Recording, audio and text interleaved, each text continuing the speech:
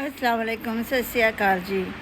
जगबीती channel my बड़की तुहानू खुश आमदेद कहती है। माई बड़की अज फिर बहुत गुस्से वे कि नासिर अदीब साहब ने तो कुछ बुढ़े एक्टर ने, कुछ होर भी लोग ही ने जेड़े पुरानिया एक्टरां दे बारे बहुत गंद बक रहे ने, बहुत फजूलियात बक रहे ने। तो नासिर अदीब साहब नू अपनी एज का लिहाज करना चाहिए कि ऐसी फजूलियात ना कह। तो जेड़े भी एक्टर, जेड़े भी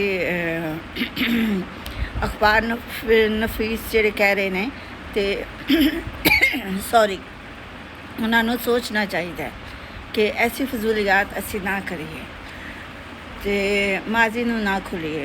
एक्टर ने तुहाडा की बिगाड़िया, हीरोइनस होन या हीरो होन, तुहाडा की बिगाड़िया? तो कि तुहानू नहीं कुछ मिलिया, तुसी ऐसे लिए कह रहे हो?